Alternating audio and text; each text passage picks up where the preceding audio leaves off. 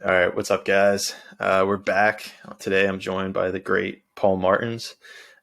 Before we jump into that, I have some stuff that I want to get out of the way. I need to plug myself a little bit here.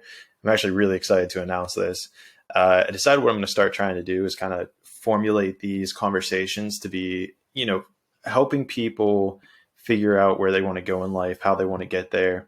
And a part of that is I'm going to be launching a digital course that's going to show you the process of how I kind of figured out what I wanted to do and break it down into the metaphysical ideas of how you can get there yourself. So the first step in this process is making sure that there's actually like a need and want for this in the world. I think there is, but that doesn't mean that there necessarily is. So what I'm going to do is set up a Calendly where you can essentially set up a time frame to talk with me for 30 minutes, for an hour, free of charge, just to talk to me. And, I want to pick your brain. I want to see where you're at, what you think, if this would be something that you're interested in. So down below, wherever you're watching, I'm going to put a link for Calendly. So hit that link, set up an interview with me, and let's talk. Now that we got that out of the way, Paul Martin. Paulie D. Every time I talk to him, I always think of Paulie D for some reason, but I don't know if I ever told you Yeah, I'll that. take Pauly D. um, so Paul and I, not really sure how we met, probably at the Mountain House. I got the dog on the screen. This is Bo. What's um, up, Bo? this is Bob. And whenever we met, Paul, I guess in my interpretation of what Paul does is he's a little bit of a renaissance man. He kind of does a little bit of everything. He's always kind of doing this or doing that. I know he's thought about working on boats, and I know he's thought about, and I know he's worked with like an app development at one point in time, and he's kind of just always on the move, so to speak. I think he does some real estate. So yeah, but we always have great, interesting conversations. So I definitely want to, get Paul's mindset on, from when he was a youngster and figure out, how he's kind of navigated this world and got to where he is. So to start us off, Paul, what's up? uh, Not a ton, man. So I'm gonna go be a yachty next year. I know that's the plan for You're gonna sure do at it? this point. Um, and I guess you kind of want to talk about how I got to making the decision of what Yeah. I want to do. Um, So let's with that being said, let's start from whenever Paul was a little kid. We're talking about 5-year-old Paul. And what can you remember what the very first thing you wanted to be was whenever you were a kid? it's funny. I got two dogs around me right now. I wanted to be a vet. Oh yeah. Yeah, I grew up in San Diego. We went to the zoo like every week, Yeah. probably since I was one or two. Um, I love animals. I don't remember when I stopped wanting to be a vet. Probably in high school when I realized how much school they have to go to, and I was like, I'm gonna knock out school. I'm gonna knock out this school thing really quick and be done with it. Um, Yeah. but Don't love him that much. yeah, exactly. So yeah, vet was the first thing I wanted to be. And then so I guess whenever you're in high school, you realized that you didn't really want to be in school that long. Did you go to I college? did. I went to Pepperdine. Um, it's funny. I did good in high school. School wasn't that hard for me. Um, I didn't work that hard at it, but I just kind of like figured stuff out and was good at testing, and so I got good enough grades. Um, and then there's this moment that sticks out in my life where I remember one of my best friends, Gunner. His mom was chewing out my dad at my graduation party because I was thinking about going to junior college because I was cheap and the price tag on Pepperdine was something crazy, and I didn't realize that they Sure. give like there's financial aid packages. Uh, so I just looked at the price tag, whatever it was, 50 grand versus $2,000 to go to the Cuyamaca College in my neighborhood, Of and course. uh, and Terry Terhune Gunner's mom was chewing out my dad and saying, "Don't let that kid go to community college, make him go." And Really? yeah, it was weird. I think that's kind of changed in the last 15 years or whatever. Um, For sure. but anyways, Pepperdine sent us a letter that said like I got like 90% of my college paid for. So then it was kind of a no-brainer. My older sister was there. It's on the beach. Um, and so I ended up there, and it took me a I find different. that, I'm glad I went there for sure. It was a way better decision than going to a community college, in yeah, my opinion.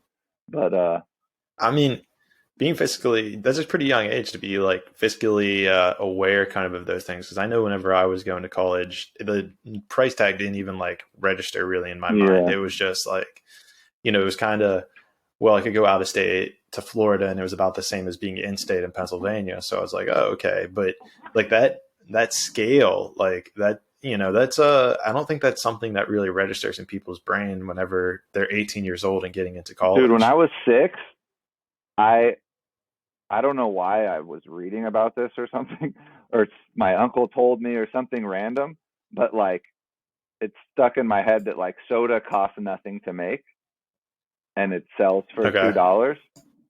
That's the reason I've never drank Yeah. soda.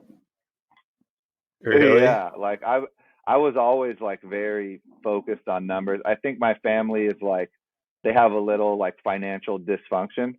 Not like really overt, but when you're like But like an unhealthy relationship with money? yeah, it's just we look at prices. I think it Sure. could go all the way back to my grandpa. He had 7 kids, and so I think just to like Right. support his family, they had to be price conscious, you know. Oh, for And then it sure. went down to his 7 kids, and then there's like 30 cousins. So we all kind of have a similar Yeah. thing. Like if we get a sick deal, some kind of discount, like we tell everyone. You know what I mean? So it's Yeah. funny. So I Yeah. was always kind of price conscious, but it's actually just kind of shifting now in my life. Way later, the Where you're starting to, what does that mean? Like you're starting to be like a little bit more abundant or yeah, I think that's a great way to put it. I just I think like the way our family looks at money, it all boils down to fear. It's the fear of running out of money. sure.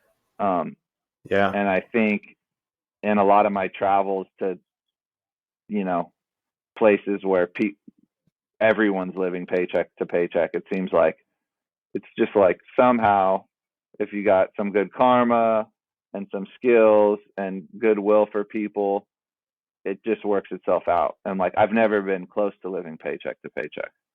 So it's like my Right. fear is not logical. It's just inherited. Yeah, and I mean that's something crazy that we can even get into is like how fear is able to just motivate people into not motivate, but almost Scare. keep you in this like prison. Yeah. Yeah, it keeps you in this mental prison of, either money or, certain things that you have to Yeah. do. Um, so so then I guess I want to talk about that because it's a very fascinating thing to talk about and Yeah. discuss because I have a very similar mindset that I'm starting to break with the whole scarcity around Yeah. money. Um, but before we get there, let's step back into where you're at in college, Okay. right? So you got 90% off in college. So Yeah. I bet your old mentality that your grandfather passed Yeah. down, he was like, nice, you got 90% Yeah. off. Something like Like, that. Yeah. he was like, I'm proud of you, I, Paul. yeah. I mean, my parents were for sure, but like that whole thing is like based on a million different pieces of Oh, for data. They're sure. like they want you in college, but then they see how much money your parents are making, and they calculate like, okay, what will he reasonably come at, and then they offer you a thing, you know. But when you're 18, you That have makes no idea sense. how it works. You know, I Right. since figured It's that not. out. It's one of those things you don't realize till You're after. just like Yeah. 90% off, and then you're like your ego comes up, and it's like, oh, dad hasn't made Yeah. any money for 5 years. That's why. Yeah. Yeah. They must really want Yeah, me. I guess. Yeah.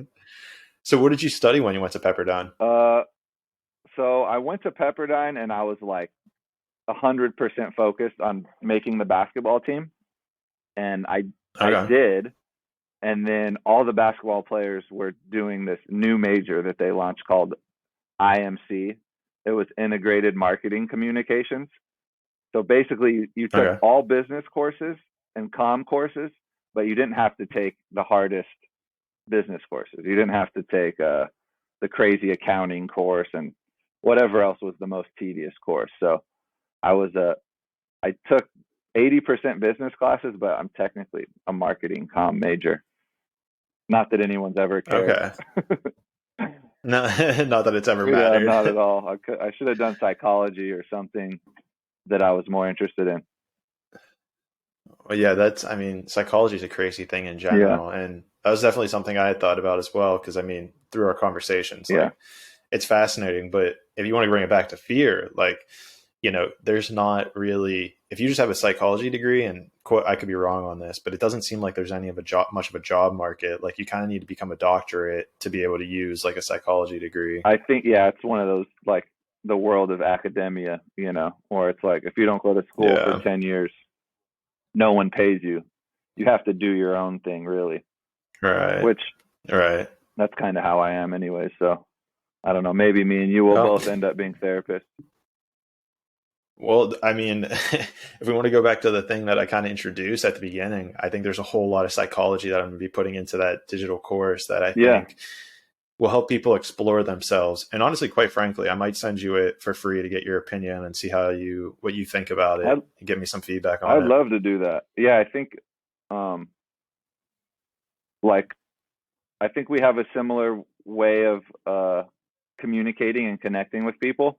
And I think people like us, we kind of like have this desire to want to help people with stuff. Right. I think we're projecting. We're not sure what we want to do in our life. So we're like, we want to help other people figure out what they want to do in their life when we haven't even figured out what we want to do, Well, and it's almost, I think, and this is interesting you say that because I feel like what I want to do with my life is help other people figure out what they want to do in their life. Like, I feel like that's kind of my purpose, which is a really bizarre thing to kind of say. Like, it's like, my way of, I've kind of figured out, we've both kind of figured out like a lot of stuff about ourselves and like figured out how this world kind of works per se. And it's like, I kind of just want to help other people be able to see that almost. And I feel like that'll be like, there's something there almost. Super like it's fulfilling. like, Yeah. And it'll kind of like build on itself or something. I hope you help a ton of people. Well, and so let's see here, because I know you help out with a high school basketball team. You're still doing that? Yeah, I coached for 2 years. I love those guys. It was super fun, but I'm not going to coach full time this year just because I don't know when I'm leaving, and the season. Right. If we keep winning, it can go, I think, into April, at least into March. Right. And I'm going to spend a couple months in the snow, so I'm going to be snowboarding. Yeah. But if the way the yachting world works, it's kind of like you're planting seeds constantly and you never know what's going to grow. You never know what yacht's going to hit you up and say, hey, we need you here. And it's usually like, we need you here yesterday. Like, I've never seen a job. Get on a plane. I've never seen a job listing that's planning for a month out. Like, they're all at the most 2 weeks out, but it's usually 1 week, or like as soon as possible. So you can't really schedule anything that's like a long-term commitment. So I'm definitely interested in talking about it because I think that's a fascinating world. Before we get there, let's try to reel it back into Pepperdine. Yeah. So you went for a telecom communication, you played basketball. What was your plan, like maybe around junior or senior year? What was your plan after that? Were you going to get a job? Like, what was your mindset? I still didn't. Was basketball? No, basketball was over. Mind? Basketball lasted 2 months and I quit. Oh, really? Yeah. It turned the thing that I loved the most in my life to that point, besides, my family, a couple people.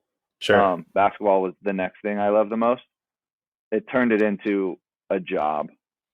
And so it was cool for a little while and it was fun. I got to play with Reggie Miller for 2 weeks. He came and practiced with us, and you got kind of like in like a little weird way, you feel like a little famous playing basketball at college, and then all of a sudden you're like, holy shit, I'm waking up at 5 a.m. again.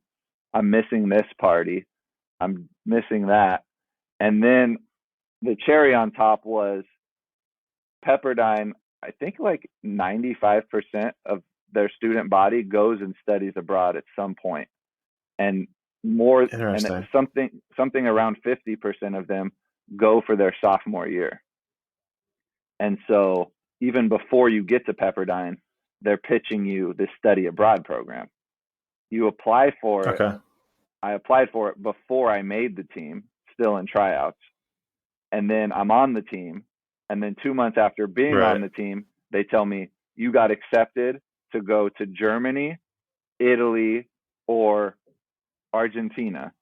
And you have to Damn. do a $5,000 non-refundable deposit by November 5th or something if you want to go. And so now I'm You even remember now the I'm date. looking at, do I want to try to play basketball and make this really serious, or do I want to go live in Italy? And it was funny because my sister spent her sophomore year in Germany, and me and my family went and visited her there. And still, some of her Okay. best friends of life are from that year. And I talk to her whatever once a week or a couple times a month, and she was in Sweden, and she was in Spain, and she was in Egypt, and she was in all these cool places. Um, and I was like on a basketball team where the average guy was like 6'6", a lot of like guys that can jump higher than me, that can shoot better than me. Like, I was 18. I don't think I had chest hair yet. I was like number 18 out of 19 guys on the team. I was like, am I ever even going to play? It was a Sure. D1 team versus go live in Italy. And then on top of all of that, it was like the coach he was a first year coach. He came from Sure. a junior college that dominated, and then this was his first year in D1, and so he was like trying to prove himself. So he did this whole like football hell week style where he just Mm. screamed at everybody, and like the penalties were like 5 at 5. We had to wake up at 5 a.m. and run 5 miles before practice. And like, it Right. was just like, and I came from a shitty high school program. I had never been coached hard.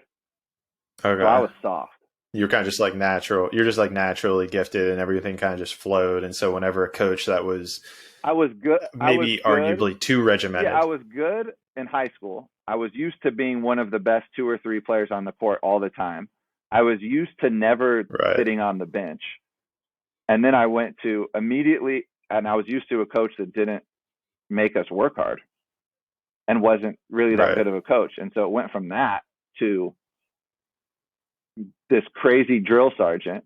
I was the worst player. I thought I was never going to play.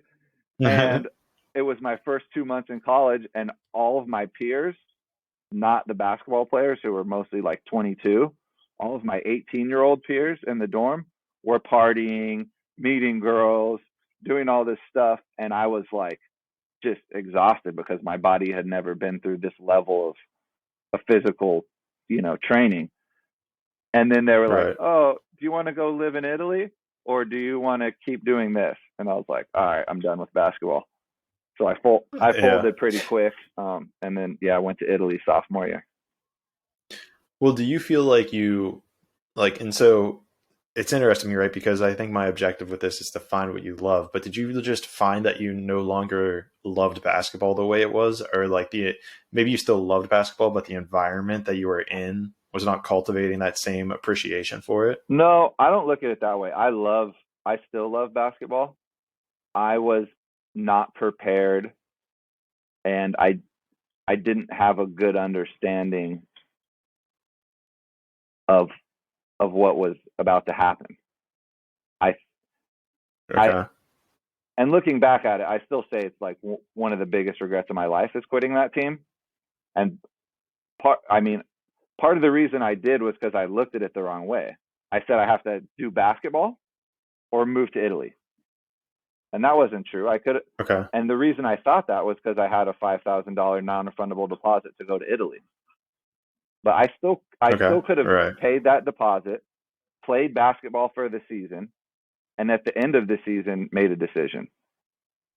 I didn't, I Okay. didn't need So to quit then. yeah, so you didn't even make it to this. I gotcha. So you didn't even make it to the season, I, right? So you could I, have I decided. could have decided at the end of the year, but Well, so here's what I'm yeah, thinking. Do you think your fear of money kind of came in here, yeah, where you saw that $5,000 as, well, if I pay this, then I have to exactly. go? And I didn't. Yeah. And Yeah. I did. $5,000 was just saving my spot. If I decide not to go, Right. yeah, the $5,000 gone, but it was a fee to save my spot, which I should have been happy to pay because it's not like I had to pay. Like it's college, everything's a loan. So like I Right. finished paying my college loans 5 years ago or something, but like in the long scheme of in the big picture, like it wasn't $5,000. It was $65 a month Sure. for the next 10 years. That was didn't really matter, you know. So I Right. should have stayed on the Right. basketball team, but I was soft. I wasn't prepared. I mean, It's funny because but at the end of the day, God. coaching in high school basketball, I'm coaching under this head coach who's in his 41st season or something, and he's like Damn. he's an intense guy. He's a screamer. He coaches hard. He loves hard. He's just another level that I didn't experience. I didn't experience his level until I was 31 when I started Even more. coaching This with is him. even more than Pepperdine. Yeah, if I would have He's even more extreme. uh, not the way the practice is structured, but the intensity mentally, because Emotionally. and emotionally. Every year there's been kids crying in practice because he wants to break down. He's an amazing psychologist, I think, without even realizing it. But he gets to the point where it's like the metaphor of life. Like, what is sport compared to life? And for him, his metaphor for Right. basketball is like being there for your family. And his thing is like, Gotcha. if you're not mentally locked into the game and you leave your teammate out to dry, what kind of person are you? Like, you don't care about the team. You know, it's really gnarly for a 16-year-old, but Yeah. Dude, that's it helps huge. them grow up That's because powerful. it's like, Oh, real and fast. like self-awareness is another one. You know, you got some kid who's not a good shooter shooting a million shots. He'll be like, are you not aware that what you're doing is not the best for your team? And then it's like, so you're selfish. You don't care about the team. Jeez. You just care about yourself. Jeez. It's gnarly, but like That's gnarly. I love it. And then sometimes every once in a while parents will get in there and be like, you're being too tough on them. And he's like, you think life is going to be easy on them?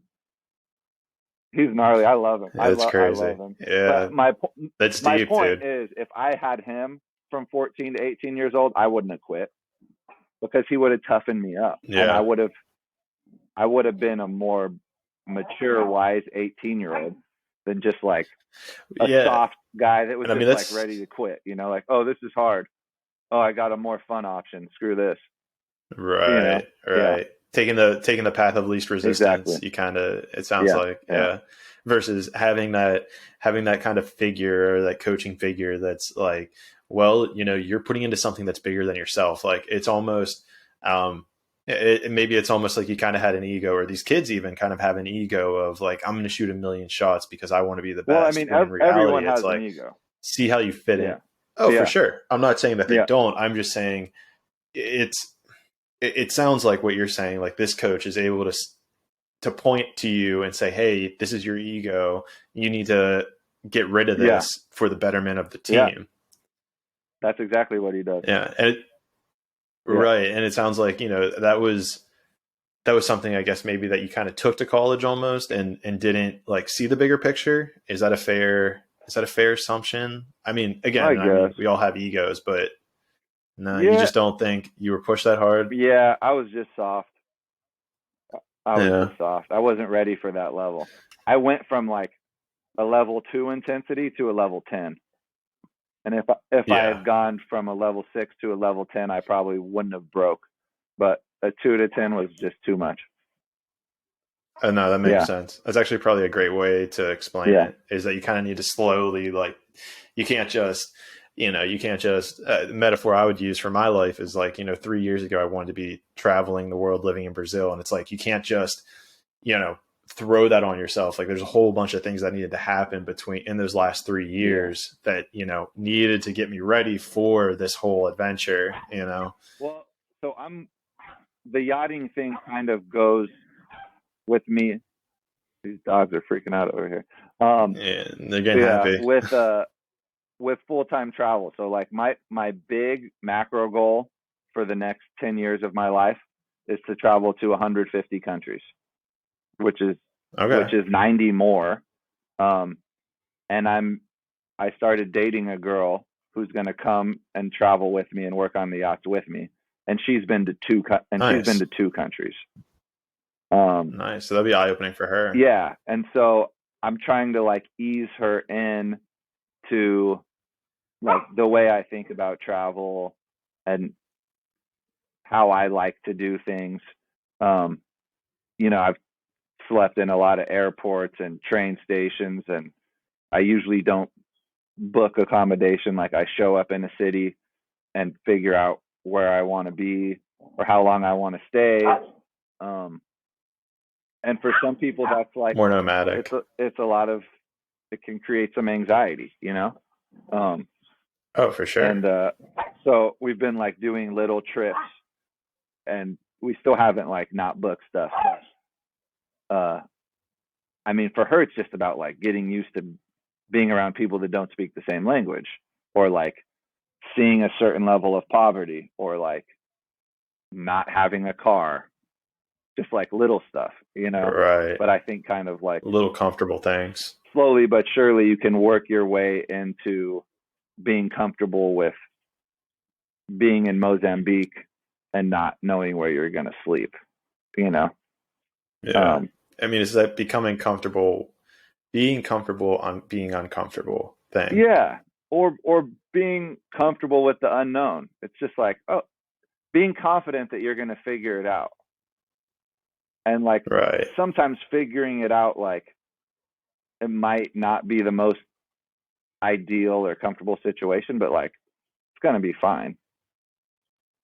At the end of the day, it all works itself out. Usually. I mean, we're how did that? Here. Yeah. we made what is it? It's something like, it's something like there's nothing to worry about unless it's something like there's nothing to worry about unless it's the end. But if it's not the end, damn, I'm losing That's all good. I'm not sure if you've heard that before. I don't know that one, no. Or whatever, we can drop it. It's like if... Just Google it real quick. You need a Jamie. You need a Joe Rogan Jamie. What is it, Jamie? Yeah, right. There's nothing to worry about unless it's the end. Quote. I'm gonna. We'll figure it out later. Good. Yeah, everyone can Google it if they care. Yeah. I'm curious though. So with like your girlfriend and everything, what's your perspective on that? Like, did she want to kind of adopt this mindset that you kind of have, or was it more that she, like, are you guys just like energetically compatible and it kind of just, you could see that she had wanted that before, or did you kind of introduce her to that idea and it was just like the idea that love kind of just encouraged her to do it? Like, how would you? Well, we're not really doing it yet. So we met in March, and so that was like a year into COVID. And before COVID, I was 100% dead set on like this traveling to 150 countries until I get to 150 countries. I'm not thinking about anything else besides that. Like, I'm not evaluating other options anymore. Like, I had just finished another business venture, and I was like, I don't want to be focused on business. I'm going to take off and travel, probably another 20 or 30 countries with no plan, and we'll see how things go. But I really have my head down to like go and see most of the world. And That's so awesome. that was a year before I met her. I was like 100% locked into that. And then COVID happened. Okay. So I was still locked into it, but I was just waiting because I thought visas and everything would be a pain in the ass. And then I met her. And when I met her, I was not like holding back on that story. Like I just said, this is what I'm doing for sure. Sure. And then we just fell in love really quick. And so there wasn't much of a conversation because I never had to tell her, I never had to like break this news to her that like, I'm not going to live a regular life in the States and work a regular job. Right. Like she knew from day one that this was the plan. And I never faltered and said like, oh, well, maybe now things change. I'm not going to do it.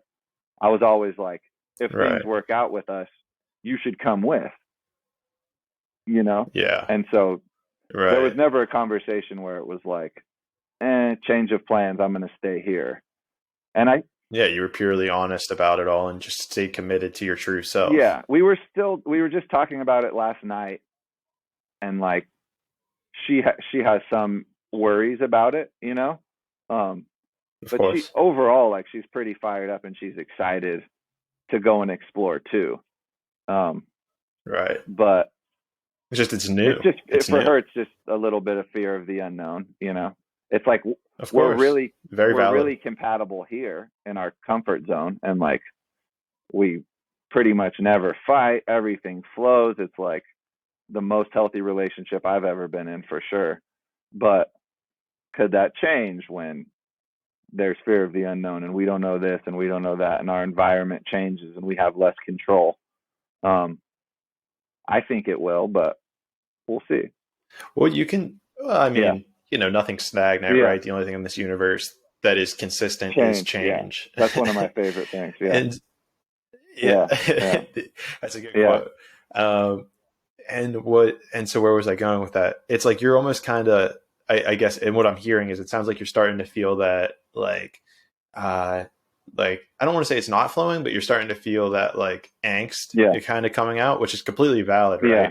And so to relate it back with what you were saying earlier, this sounds like you're kind of, you know, that process of, let's say her comfort zone is that 2, and maybe you're already at that 10, you know, like you said, you can just go on a plane tomorrow and be in a different country and then just figure it out. Trying to meet in the middle a little bit. Yeah.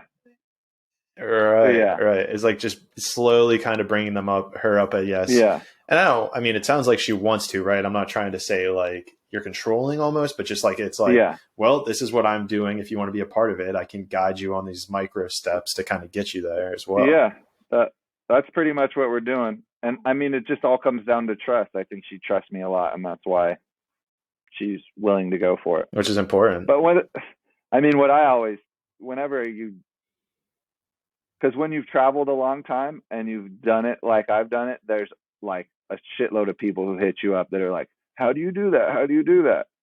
And like the main thing I just remind them is just, you can just come home anytime. So like you just go. Right. You figure it out. If you don't figure it out, come home. If you don't like it, come home.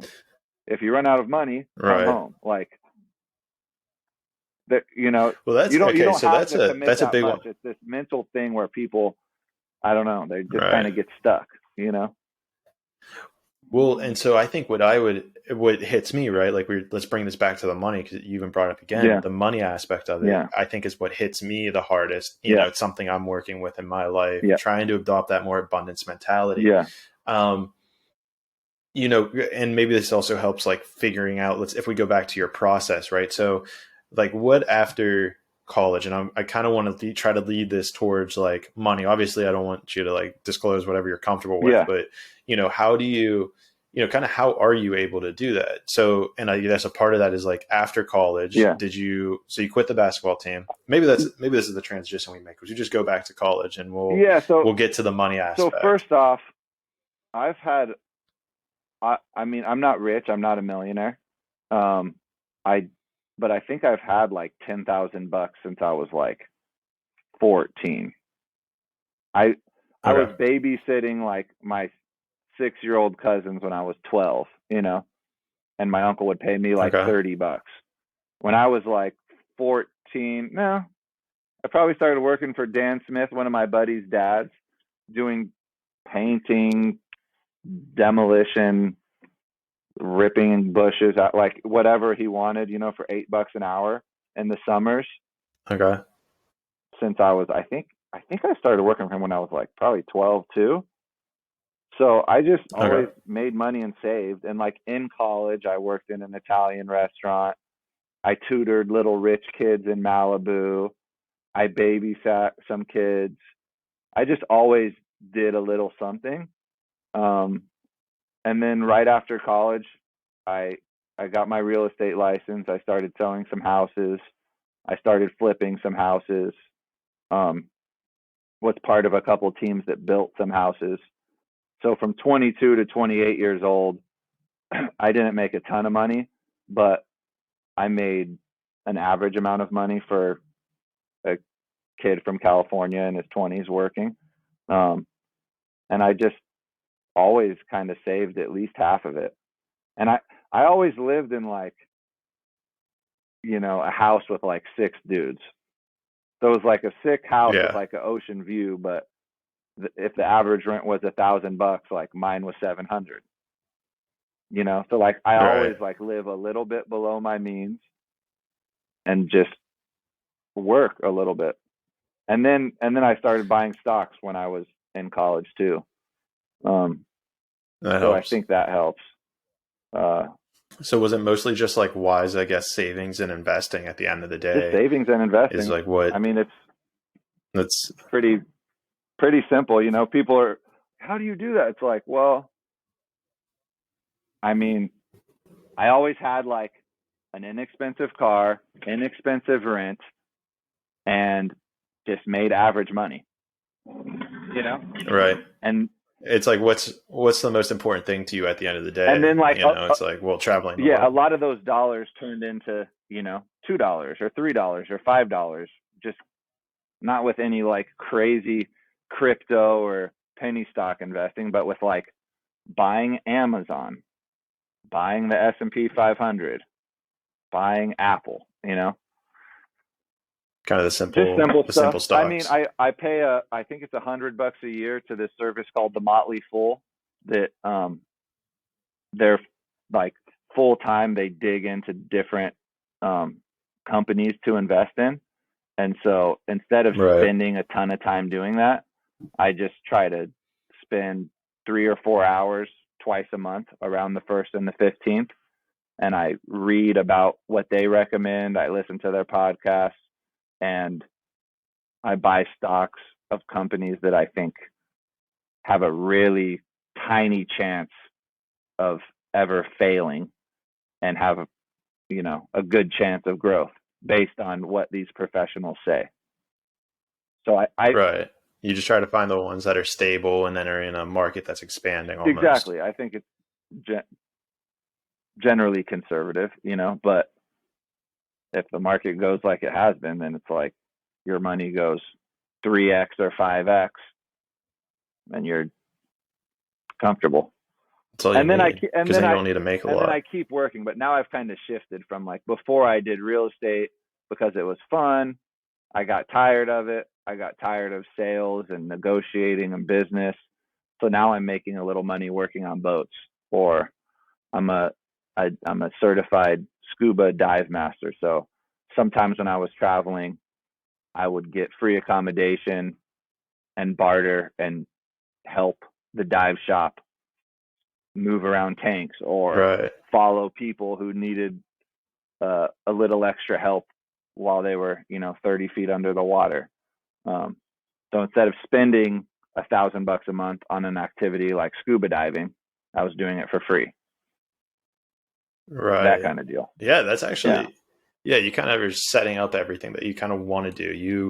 You become It's almost like ties into the beginning when I was calling you a Renaissance man. It's like you almost figure out how to do all these like little things so that way you're able to then just jump into wherever you want to go and then use your expertise in those fields to do what you love doing, Yeah. right? Like if you love scuba diving, become a master at it. So then you become valuable to the people who do scuba Yeah. dive.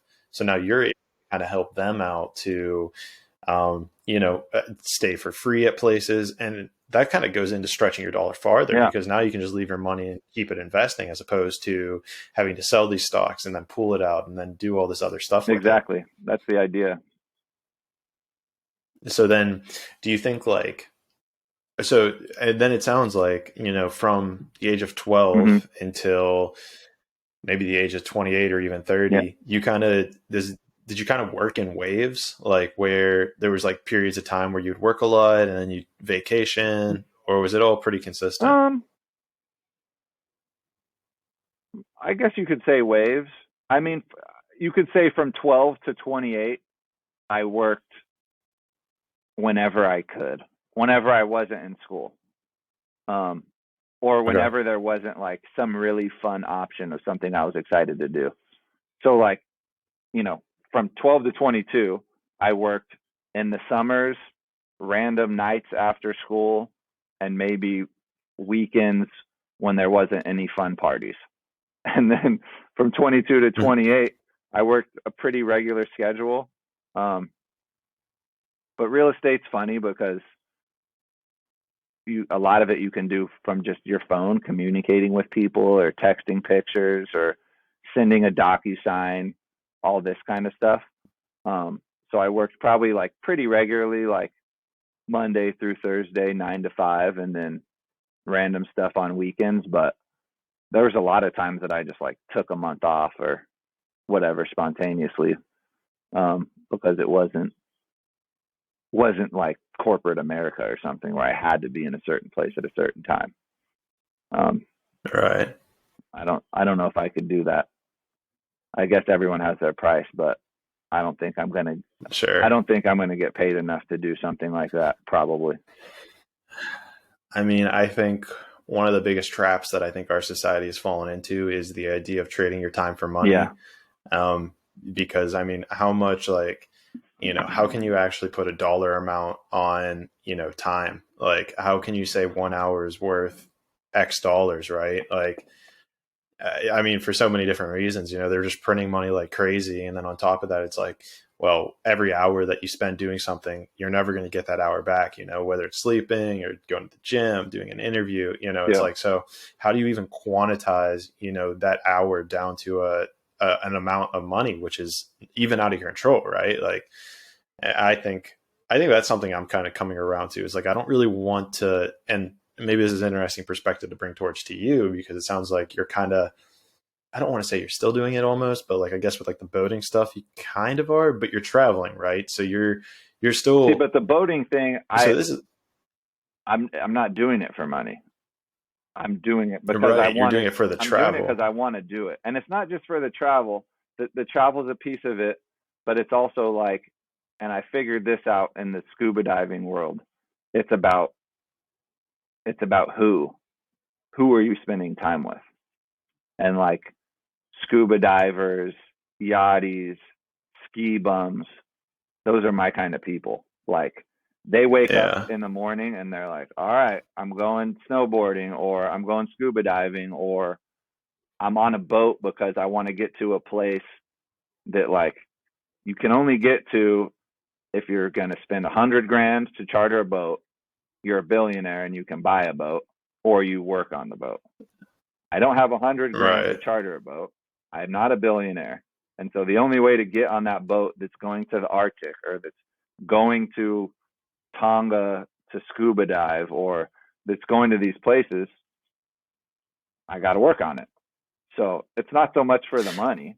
Right. But that does help. It's an added thing. But like, the reason I'm doing it is because I want to do it. The money's just an extra perk. And I think and to me, it sounds like it kind of comes back to your original, your one goal, your one idea of, I need to visit 150 countries within the next 10 years, like I think that being your clear motive, right? That trumps the rest of the stuff. It's like, oh, I can work on a boat. Like I don't need to pay for the travel. I don't need to pay for my housing, and I get paid to travel Yeah, almost. It sounds like, I mean, you get to you got to trade your labor at some points and all that stuff, exactly. but at a macro level, you're, kind of, you're executing on that goal without even, with such low Yeah. overhead almost. Yeah, I mean, I could go and travel for probably, I have a spreadsheet that's like a run out of money spreadsheet, like if the market goes to shit and this and that, Yeah. and I don't work, I could travel for probably 5 years, maybe more. Um, but now with Michelle in the picture, she's younger, she has less money, so it's like, all right, well, let's go get a job, and that way we can both be less worried about money. Because I Right. took the last however many years to like realize that if I need to make money, I can just go make it. Where when you're younger and you haven't made that much money because you haven't had that many jobs, it's hard to wrap your head around, well, we're just going to go and travel and like spend money on Airbnbs and spend money on fun stuff and like, but we don't have a job. We're just going to run out. And you don't realize like Right. there's a lot more opportunities that will come to you. Like, there's a Right. million people. It's that There's a million abundance. people making Yeah. money online. I don't know if that's what we'll end up doing, but like you can make money in scuba diving. You can be a tour guide, and a lot of the world you can just go work in a bar. Like there's There's ways there's to make it tons of happen. options. And if you get to a point where you're down to whatever your comfort level is, 2 grand, 5 grand, like you're feeling like I'm really scared of running out of money, then you just go to a cheap place and you figure out where's the next place you're going to make money. And a lot of people in this world, like they Right. go pick weed in Northern California and make, 7 grand a month for 3 months. Okay, now I got 21 grand. Or they go work in fishing in Alaska. Some of those guys make 10 grand a month, and you're in beautiful Alaska learning a new skill and doing something with nature. Or they go do a scuba diving job or a skiing job, or they figure it out. Like, Right. we're human beings are pretty capable, you know. Oh, There's yeah. lots of No, that's for sure. there's probably 98% of the population has like less access to like an easy life. Like we're first world kids from California with two Yeah. parents who love us, a big family. We're lucky enough to be like friendly, active people that have 100 friends that we can hit up and say like, "Can you help me get a job?" Like, I'd be willing to bet that Right. me, you, or Michelle, in the next 3 hours, if we pretended like we had $0 and we had to get a job, I bet we could get 10 jobs in the next 3 hours. We might have to be And we maybe we not might have to even. be a gardener. We might have to do something, but it's like Right. we're we're not going to run out. Like our little fear in our head is Right. just about like maybe our ego and like, well, I don't want to take a job that's below me or something. But it's like, what's below you? Like every human's doing some kind of job. Nothing should be below you. I think a part of that voice though is also like, it's the voice that keeps you alive. Yeah. It's that voice that's like, hey, you do need, because Yeah. don't I and I know you're not saying this, but it is a very valid concern of where am I going to get my next meal? Where is the, my money going to come from? And it's a valid For concern, us, right? But it's being able to, I'm just saying in general, I'm saying in general, it's a valid like thought process. yeah. But the caveat with this is saying that you almost need to be able to view like all the opportunities that our world has to Yeah. offer. And on top of that, we're the most adaptive animal on planet Earth. Like there is no animal that's as adaptive as us. It's why we're at the top of the food chain. And it kind of goes back to your point is like, you can learn all these new skills. We have all these opportunities to do new things. And it's just that it's as long as you have an internet connection, which I think like 90% of the world at this point has, maybe that number's a little inflated, but I'm pretty sure like over 90% of the world, even in poor countries, have access to like a cell phone. I'm pretty sure the number, maybe I'll look that up real quick just so. Hey, can I'm going to run to the restroom real quick. I'll be back in a minute. I'll be quick. All right, I'll have to entertain people. I got it. How many people have access to the internet? Okay, so it's a little bit off with this number. Right here, I have 4.6 billion people have access to the internet worldwide. That's 60% of the global population. How many people use the internet? That was January 2021. Of this total, so what is that saying? There were active internet users worldwide. 4.6 billion were active internet users worldwide, 60%. Of this total, 92% access the internet via mobile devices. So, okay, maybe there is a little bit of a gap there with 60%, but, and so not really sure where to go with that. Paul just left, so I guess I got to keep you guys entertained for a little bit. Yeah, so I think that's super fascinating and definitely something.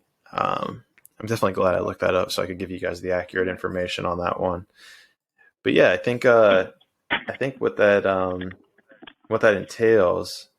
We'll see what Paul has to say about this as he's coming back now. Could you hear me as you were walking away?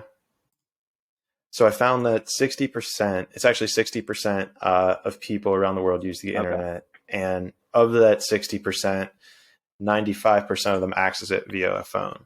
So, yeah, but I guess we're not. It could be 80 or 90 within, who knows, 5 years, 10 years. And pretty soon. I mean, what Elon's working on with SpaceX, they're trying to, get internet available to every spot in the world. Really? With, it's, what's it called? StarNet? I think it's called StarNet. I'll have to ask my brother. He's working on the project. I'll have to bring him on. Oh, your brother works at SpaceX? To talk about it. Wow. Yeah. When did he get that gig?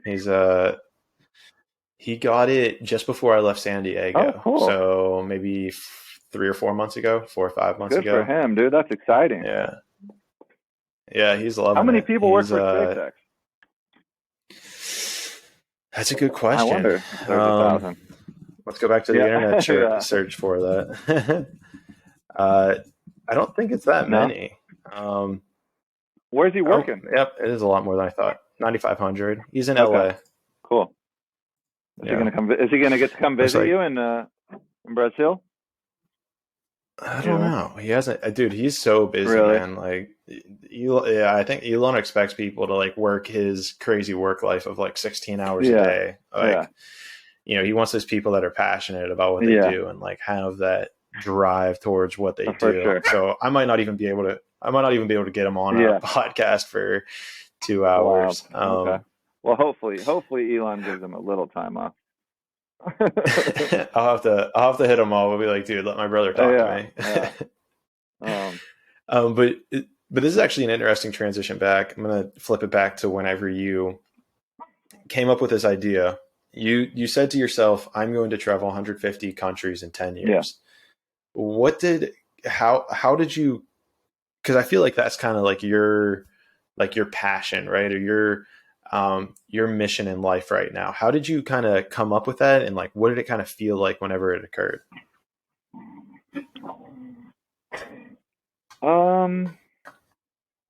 So I traveled from 2016 to 19 pretty much the whole time, without much of a plan. And when I came back, I never liked it back in San Diego living at home as much as I did traveling. I just didn't feel as alive. And so I came back because I had a breakup with a girlfriend and I wanted to be close to family. And then I thought, okay, 3 years was enough. I'm going to start making money again. I sold some houses. I moved to downtown San Diego. I mean, life's good. Like it's fine that way, but it's not great. It's just good. And Just and good. so there was a point where it was. It's funny. I ended up at my mom's house, and I was just crying to her that like I don't feel that good. Like I don't like life here that much. Like I just feel like it's so focused on chasing money. Um, and I'm gonna go travel again.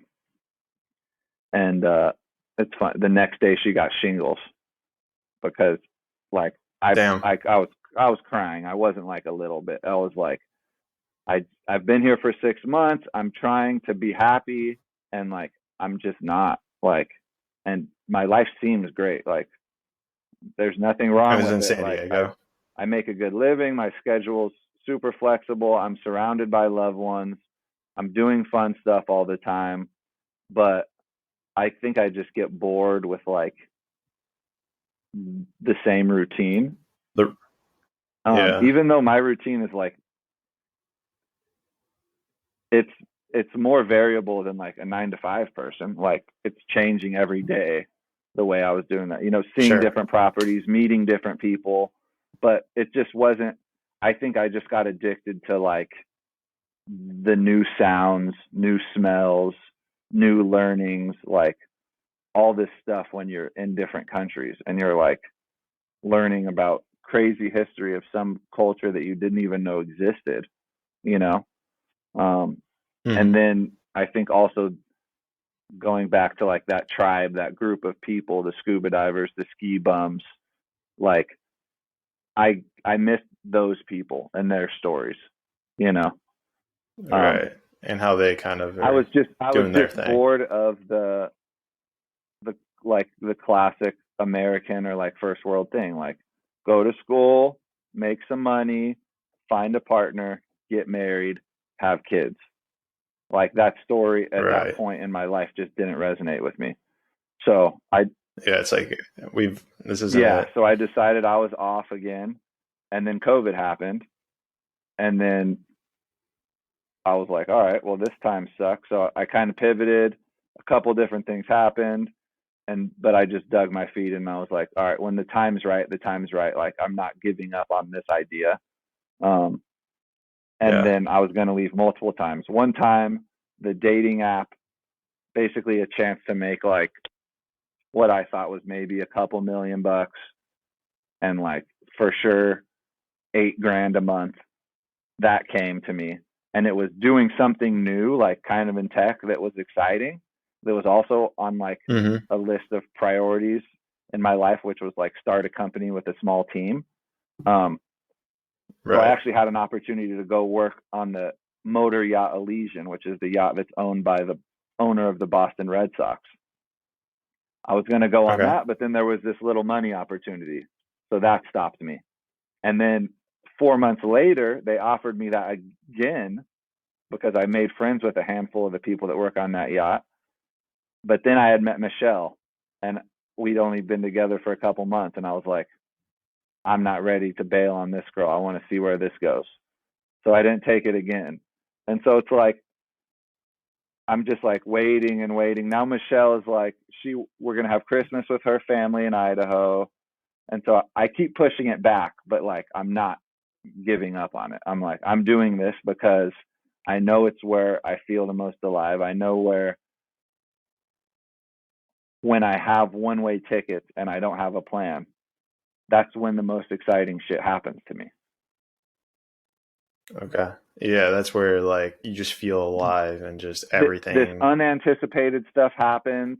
The people that just come into your life that are just like have wild stories like that aren't like the people that I meet here. I have tons of friends who I love here, but like I don't meet like a random dude from Namibia who left when he was 13 and has, you know, been to everywhere and is inviting me back to his house, you know, like Right. to like go to his Which sister's is wedding. interesting. It's like just crazy shit happens that to me is like so exciting. It's so like it resonates with your core at a fundamental Yeah, level. That'd be a way to I put it. guess. Yeah, it's just kind of like I'm just a little bit addicted to like I guess like variety, you know. The change, the Change adrenaline like that kind of the comes with it. adrenaline of like not knowing what's going to happen, and then something really Something random and something cool cool happens, happens. you know. Um I, yeah, I just read yesterday. I actually just read a book, The Alchemist. Have you heard of it? yeah, that's a great book. Have you Yeah. read it? You read it? Yeah, I read that Oh, freshman okay. year of high school. That this teacher had us read it. It has tons of good quotes Really? in it. A lot. It's Oh, dude, it's what is insane. it's Paulo Coelho or something, right? He's a Brazilian guy, isn't he? Yeah, Paulo Okay. Coelho. I found out real quick. I did find out that he was a socialist. I was I was Really? telling this chick about it. We were gonna read it together, and she was like, "That guy's a Yeah. socialist." So She was out. I don't want to read it. Really? Yeah, she was out because of that. I was like, "All right," but like, eventually got to a point. Enough people recommended it to me. I was like, "All right, I got to No, read it." it's But great. He has um, a couple really good books, but yeah, I that one has stuck out to me. yeah, A lot of books I don't remember, but that one there was tons of quotes in that where it's kind of like one of them is like bad exists so you can appreciate good. You know, like just little wise sort of okay. things like that. Yeah, I kind of what I took away from it because I just read it yesterday. I read, or I guess audiobook Okay. technically, but I just listened to it all of it Yeah. yesterday, and I just found that like the metaphorical like structure of it all, and like the way everything kind of like flows, and like this kid going on his path and his journey to find his purpose, and then I to me it was just about those like intricacies of like the way like that the world spoke to Yeah. him kind of thing was what I kind of took away from it the Yeah. most. And I hear a lot of it kind of in your story with how you're talking about how you need to travel and go find things, and you found like your Yeah. passion. And at the end of the day, that's what I want to help people find is like what's your passion in this world. What do you want that number one thing to Yeah. be, and then kind of everything else will kind of feed off of Yeah. that and kind of go Yeah. with it. Cool.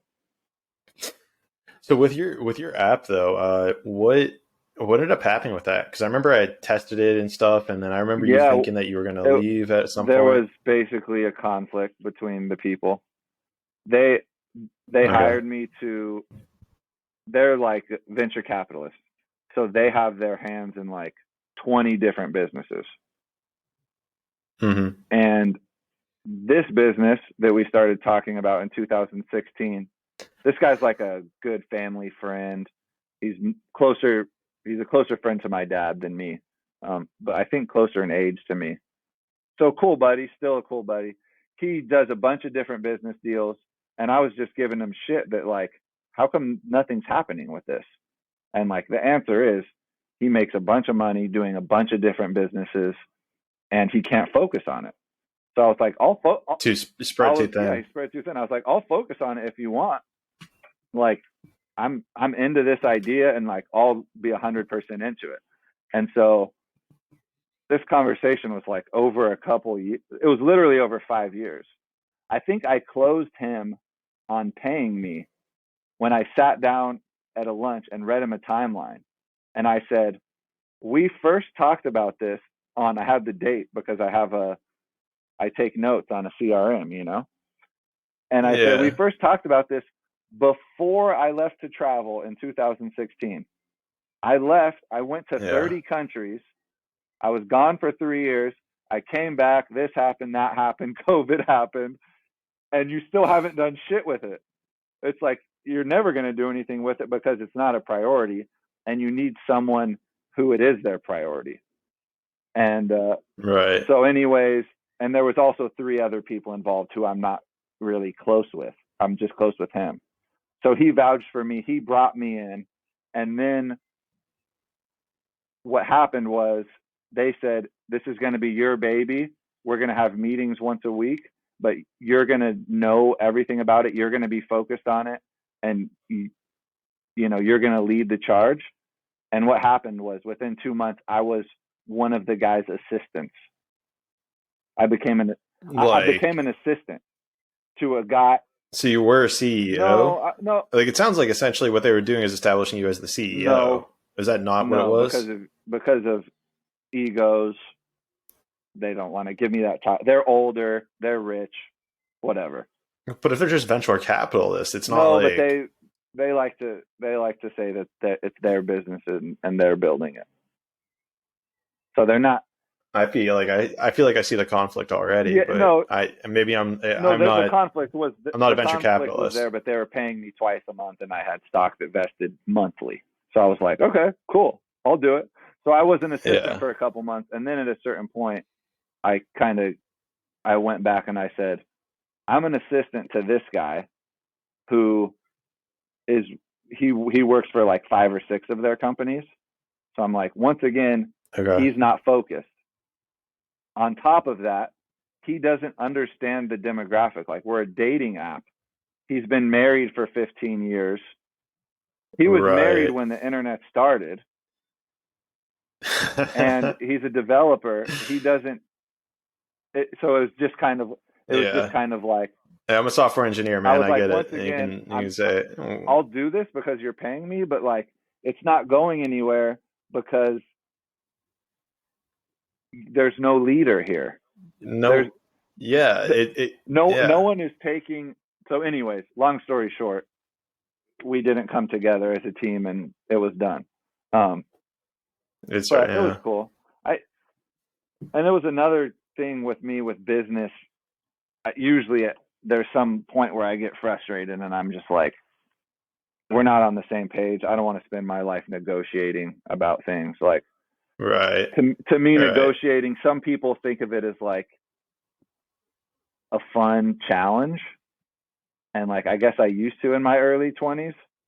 And now I just almost see it as kind of like a waste of time and like frustrating. And I'm just like, I want to go do stuff. I don't want to just talk to you about, you want more, you want me to have less. Like, we're just going to play this whole game. And it's just like, it all depends, right? What you're negotiating over. Yeah. Like, if you're negotiating over like the way you want to implement something and everyone's on the same page of like what the bigger picture is, I think that's one thing. If you're negotiating about like a car deal, for instance, that's another thing. And, kind of to your point, like, I'm not going to negotiate. Whenever I sold my car, I was like, I'm not negotiating. Yeah. Like, this is the number. I know how much this is worth. This is it. I went to like 3 people and it wasn't until the third, like the guys were like, oh, well, we gave you our best number. I'm like, all right, then peace. Yeah. Like, I'm not going to do it. And then it wasn't until the third guy where I was like, here's my number. And they were like, oh, okay, we'll do it. Yeah. And it's like, it's to your point. It's like, if you're negotiating about like the price and it's like $1,000 here, $1,000, it's like, dude, you're not like, we're not doing this. Like, I don't care about my ego. Here's the value of it. Like, let's just do this. It goes back to the time. Like, time is your most scarce asset. To me, it's the most important thing we have. And it's like, I don't want to spend my time talking about money that much. I don't want to spend my time, I don't know. I just got tired of business, I guess. I think I'd love to do business if the team was like incredibly on the same page and like incentivized correctly and the structure was set up. But most of what I've seen in business, and I've only been involved in like, really small business, less than 10 people on a team, is it's hard to get people on the same page. If you have like and that's what you need an effective leader for. Yeah. And it sounds like you're the power structure, the hierarchy, at least that you were in. I don't want to call it a power structure. I guess it kind of was, but structure. At least your hierarchy. Yeah. Well, the hierarchy you were in, everyone was just so like spread out on 6 different projects. It was. Meanwhile, you're the assistant and you're the only one that's dedicated to this project. It's like, in my few years as running a business, like it doesn't work. You can't like, especially at a startup stage of something like. I knew it wouldn't work, but they didn't tell me that I was going to be an assistant. And then I think they would, because of how their egos work, they're like trying to protect my ego, and they don't want to call me it. They're trying to protect your ego. Yeah, it's like they don't want to call me an assistant. And I was like, guys, I'm an assistant. I'm just doing what he wants me to do. which is not what I think we should be doing. Like, I think we should focus. I Gotcha. think I should be focusing on this. And you're telling me to do this. Yeah. This is not my expertise. I'm not the right person to do it. And you guys are overpaying me to do it. And so why don't you let me do well, it's not time for that yet. And it's like, well, then you shouldn't even be paying me yet. But you don't want to say that because you want to get paid.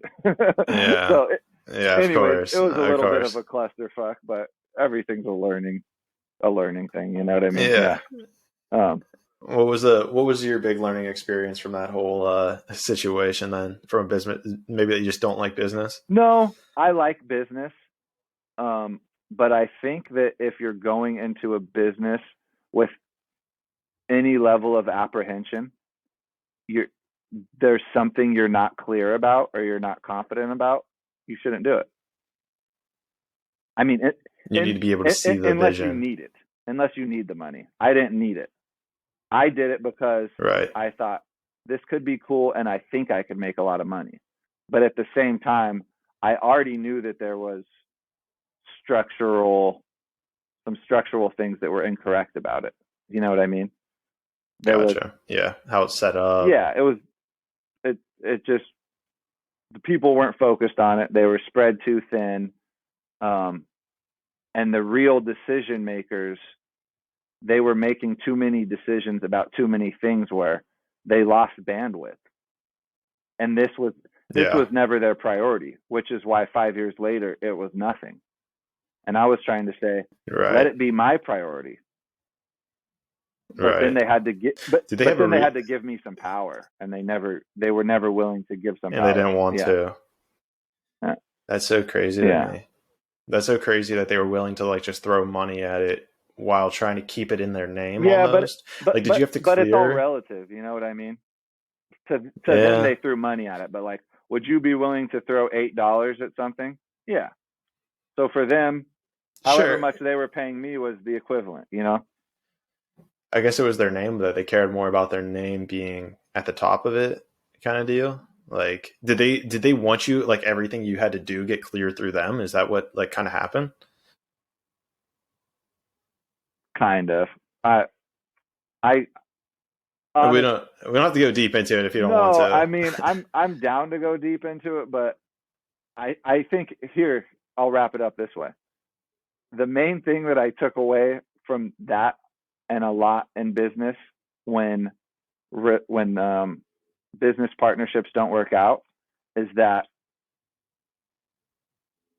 people are hard to understand sometimes. And when you put money into it, it makes them even harder to understand. And it's just like, if you're not really, really passionate about the problem that the business is trying to solve, then there's a good chance you'll just say fuck it at some point, because it's not easy. Okay. Making money and building stuff in collaboration with people isn't easy. And so if you're not, like some of the startup books that I've read, it's like, if you're not willing, what's the metaphor that, I forget who made this metaphor, but it's stuck in my head. It's like, if you have a co-founder and they're not someone that you would want to be in a trench with in a war, then don't do the business with them. You know what I mean? That's interesting. If it's just someone who's like, you know, maybe you have some skills that align, or you think you can do it together, but like you don't really care about them, and you don't want to go to war with them, then it's like, that's probably not the right person. Which, I don't know. A lot of people would argue against that, but I'm kind of like, I don't know. My first business, there's validity in it. I had another business relationship that ended after 2 years, and that one was a friendship that turned into a partnership, and like we couldn't do both. He couldn't do both. Once we became business partners, the business partnership was over the friendship, and it hurt my feelings because I wanted to be like brothers. I wanted to still be really good friends. but he couldn't be Right. friends and business partners. One had to overtake the other. And the Why do you think that happened? Like, are you able to go into that a little bit more? um I don't know why that happened. I think it happens because it's kind of the same reason why like I encourage my family not to do any business together. You know, we're like old school East Coast Irish Italian, and it's like everything's like the family business. Like, oh yeah, you can get your brother to work for you, and this and that. The thing that happens is you used to have a friend come over and drink a beer and talk about whatever, and that's all they were, and that's great. But now they're walking in a room, and immediately your brain starts thinking about that money you were going to make, or that conversation you had about this other deal, or this or that. And you can't be in friend mode anymore because there's always loose ends to tie up in business. And so There's always it starts creating a gray line around your yeah, relationship of if we're talking about business or if we're talking about and friendship. it's really hard to do. And so with that friend, it was just kind of like we used to have amazing conversations about life and family and goals and all this kind of stuff. And then now that we were making money together, that's what we thought. That's It what we changed thought it. about when we were together. It became the priority of our Yeah, relationship. And ultimately, when I ended it, I that's what I see. told him. I said, I still want to be your friend. And I think what's happening is we're not friends anymore. And there's no Really, amount of money that's worth more than our it's gonna friendship. change it. Yeah, I would right. rather have a friend, you know. And maybe there's some friends that can do it, but for us, it wasn't. We were the Yeah, friendship suffered because of the business relationship.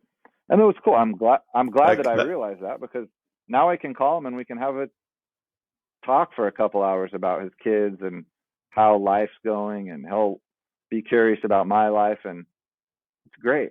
And so you can kind of you can move past it then. Essentially, you just weren't able at the time to be friends and in a relationship and in a business relationship yeah, we together. couldn't do both. So I'm glad. I mean, I'm glad about all of Glad that it worked out the way all it of those did. experiences, all the business experiences. I'm glad because they led me to a point where I think I'm I'll be I'm more patient and able to be much more selective, opposed to just saying, "Oh, that's exciting, I'm going to do it." Like, yeah, that's exciting, but Which is so's good. a thousand other opportunities. You All want to right. pick one, There's no yeah, you want to shortage. pick one that's exciting and well structured, and you're passionate about it, and it's someone you want to be in the trenches with, like all those things. You need all the dominoes to align before you're able to kind of pull the trigger I on it or start I think flicking so. them. If you have the luxury and you don't need money right away, I think you should be patient. Yeah. Yeah. I mean, I guess there's even, I guess then what's the goal then? You need to be able to set your life up in a way such that you are able to be patient to wait for them? I I mean, well, I don't know. If your goal is about making a certain amount of money, that's different. My goal is about doing things and going places.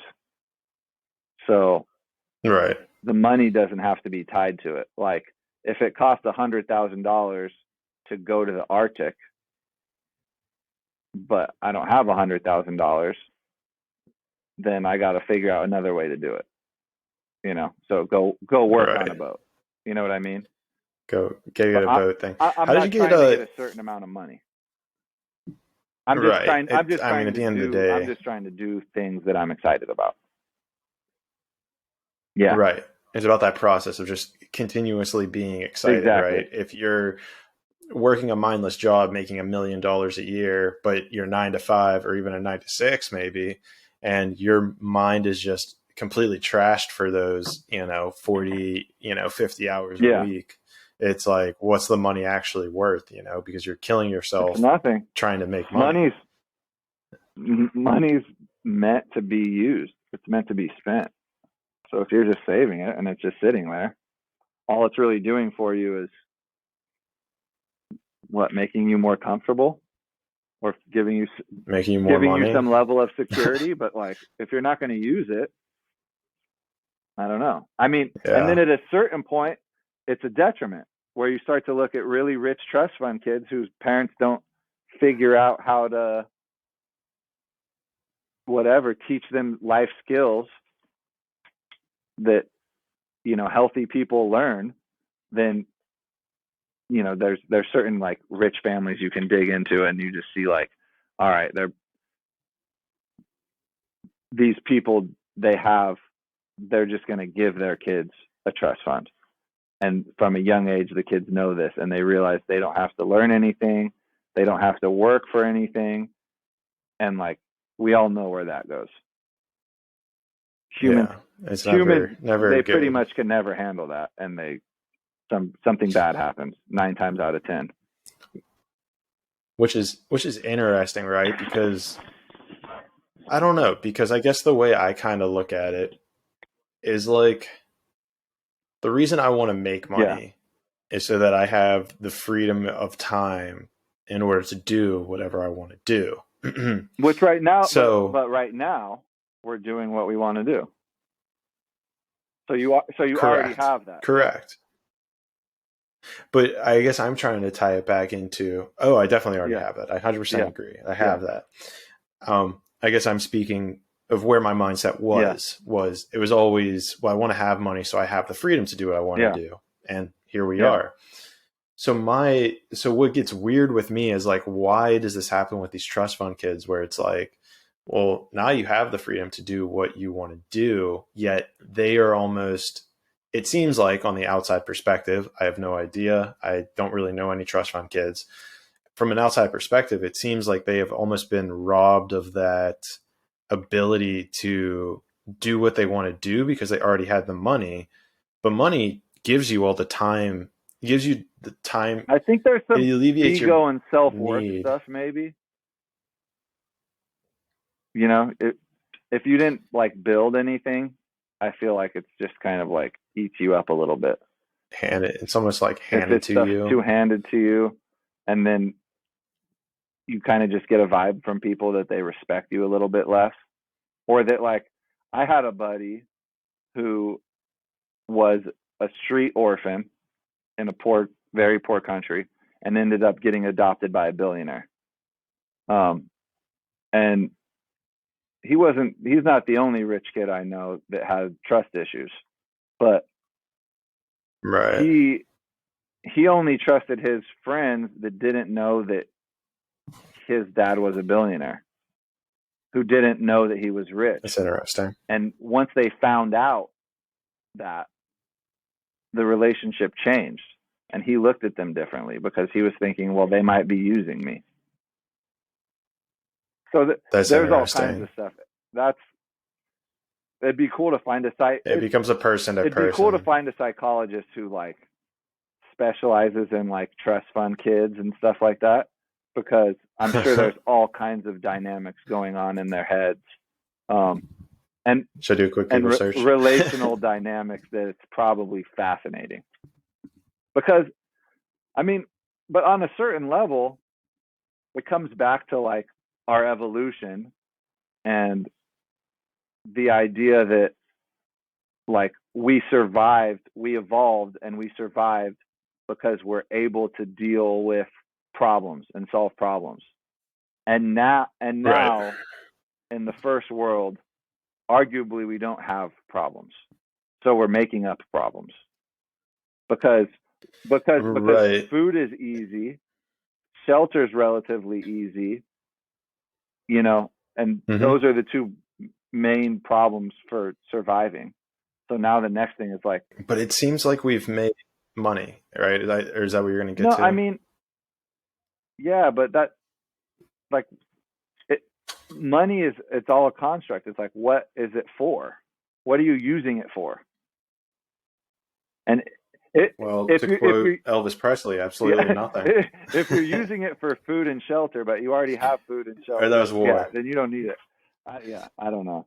I don't Yeah. know. It's a Um, no, I get what yeah, you're saying. I'm yeah, making a yeah, yeah. joke. Yeah. Yeah. I guess I just put in a Google search for a psychologist for trust fund kids. So I'll do some I research on that wonder. and see if I can You should try to get you. find one to bring Yeah, on the you show. should, dude. You should. Yeah, Yeah. yeah, Yeah. I think that'd be yeah, dope. Um, I've talked to a couple, or I guess like one or two psychologists I'm trying to get on the show, but it's hard, man. People just don't have the yeah, time. yeah. You got to Yeah. set up a drip and follow Yeah. up with people, and then as you grow and as Yeah. you have little clips that might pique their interest, make different marketing things to get people excited. Yeah, there's definitely a lot of clips from this that will definitely be I'll need to make some Good. clips of.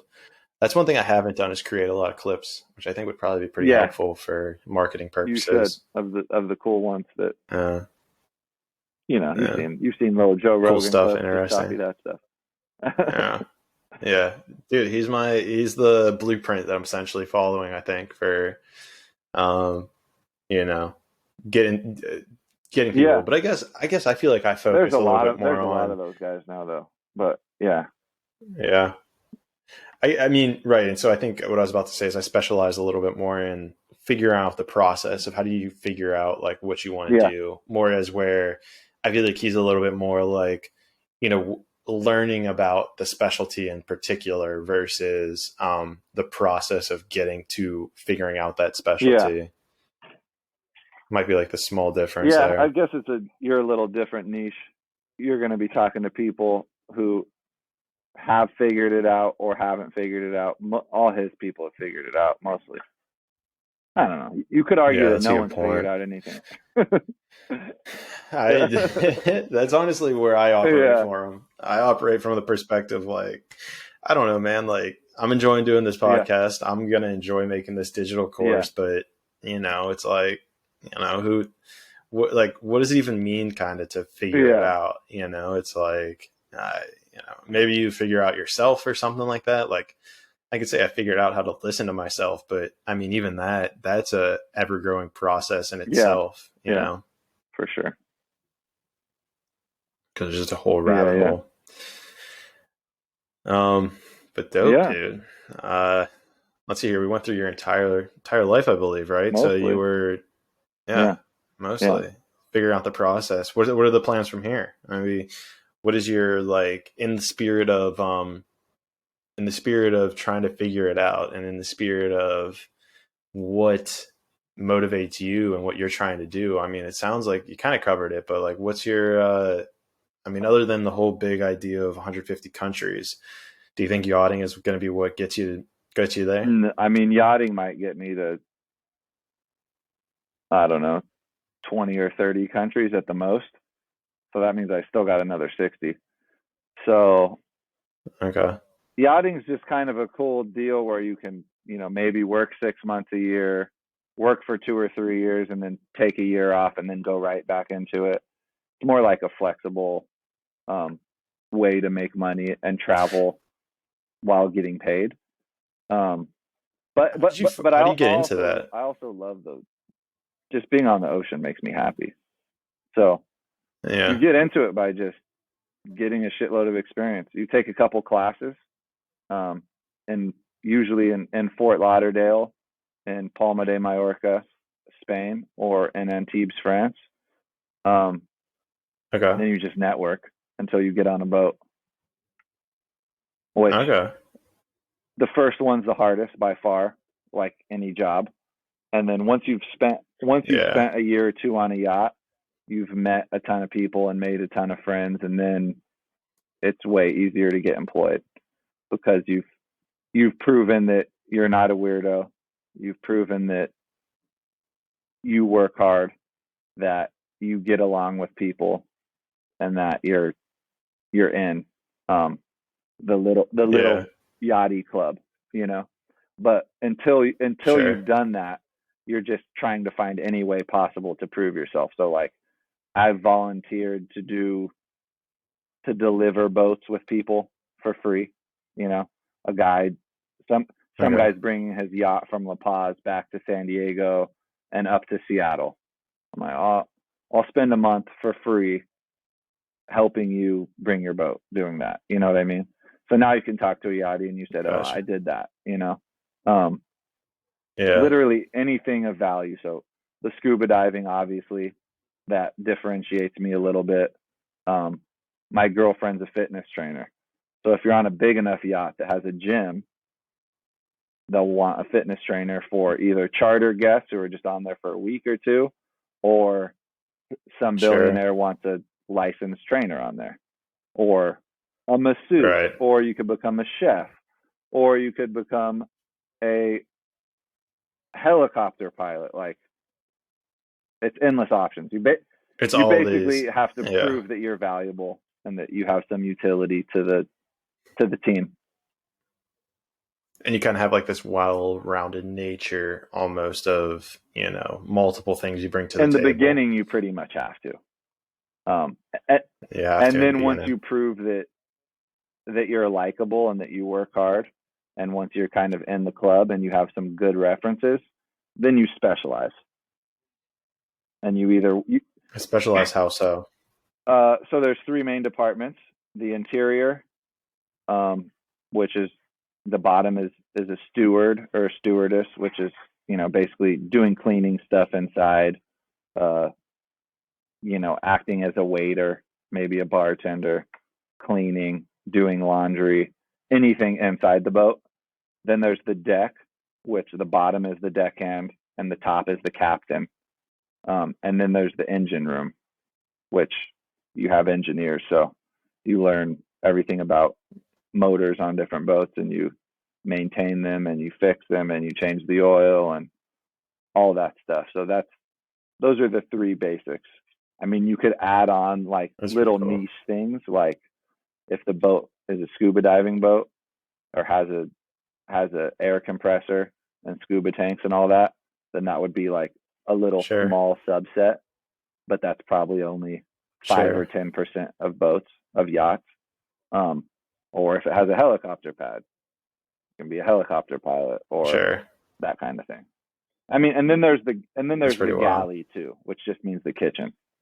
So if it's a big boat, Okay. there could be one or two chefs and 4 or 5 sous chefs, or if it's a tiny boat, it could just be one person making all the food. That's pretty Yeah, cool. I mean, it's interesting how many variety, I guess, of things are. You basically have your own little house, and it's basically a house on the it is. water. It's got I mean, the everything, big boats, right? you can have a crew of 20 or 30, and there could be 10 or 15 guests. So it could be 40 people.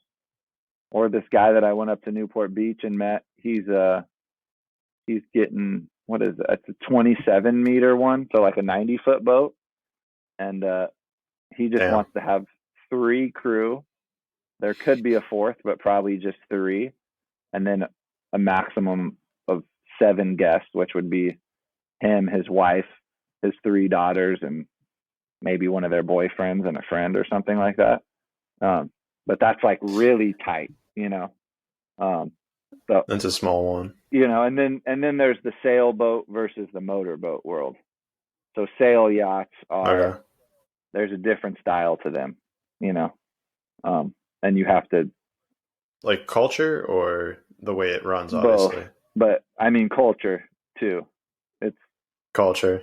I mean sailors are like, if you have a sail yacht, you're into sailing, and so you need to be competent and you need to understand some of the rules of sailing, and there's a whole nother language of sailing, you know.